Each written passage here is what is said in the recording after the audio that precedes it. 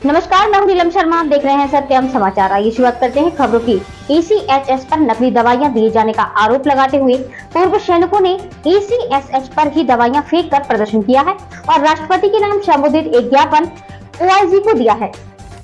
जनपद के एकमात्र आर्मी अस्पताल ECHS पर नकली दवाइयां दिए जाने का आरोप पूर्व सैनिक की ओर से लगाया गया है। पूर्व सैनिकों ने ECHS पर ही जोरदार प्रदर्शन किया है और दवाइयों को फेंक कर दवाइयों का विरोध किया है, जिसके बाद ज्ञापन भी OIG को दिया गया है।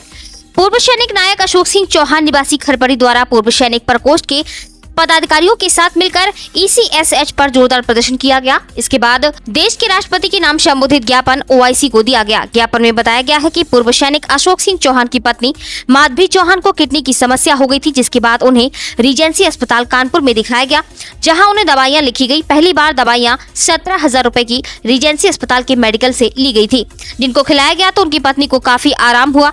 दोबारा जब दिखाने गए तो दवाइयां ECHS से लेने के लिए कहा गया, तो मैनपुरी ECHS से जब दवाइयां ली गई, वह दवाइयां पत्नी को खिलाई गई तो आराम मिलने की बजाय बीमारी और बढ़ गई। एक बार फिर से दवाइयों को लेकर पीड़ित पूर्व सैनिक अशोक सिंह चौहान रीजेंसी अस्पताल गए तो पता चला कि प्रधानमंत्री जन औषधालय से ली गई सभी दवाइयां नकली हैं, जिसकी वजह से उनकी पत्नी की डायलिसिस की कंडीशन आ गई है। पीड़ित पूर्व सैनिक ने ज्ञापन में यह भी बताया है कि पहले किसी भी अस्पताल में OPD दिखाने पर खून जांच व दवाइयां अस्पताल परिसर में ही उपलब्ध हुआ करती थी, लेकिन जब से केंद्र में भाजपा की सरकार बनी है, खून जांच कहीं और, OPD कहीं और दवाइयां CHS से लेनी पड़ रही है।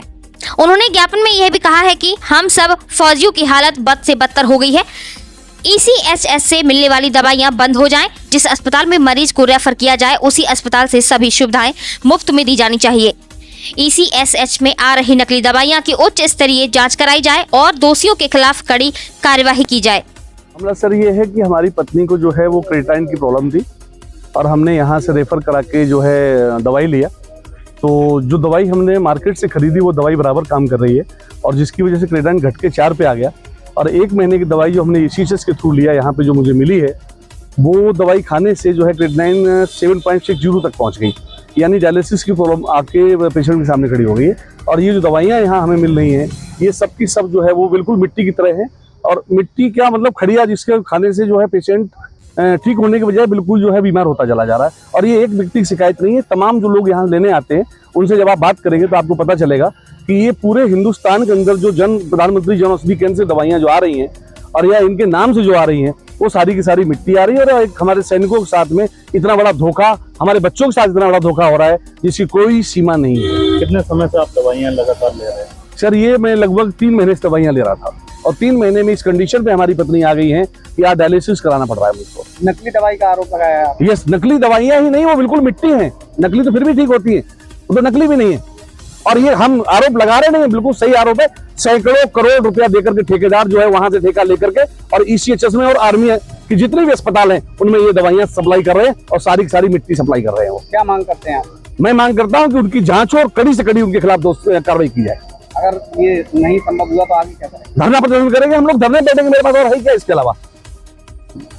तो मैं ये बताना चाहता हूँ कि ये नकली दवाइयों का जो आपका कहना है वो अभी तक प्रूव नहीं है, सत्य नहीं है। फिर भी अगर उनको ये दवाइयाँ खाने से जो परेशानी हो गई ना, उसके लिए हम अपने जो अधिकारी हैं उनको, उच्च स्तर पर जो अधिकारी हैं उनके यहाँ तक आपकी ये एप्लीकेशन और जो रिक्वेस्ट है उसको हम भेज देंगे और जो इन्वेस्टिगेशन होगा उसका जो आउटकम आएगा वो आपको बता दिया जाएगा।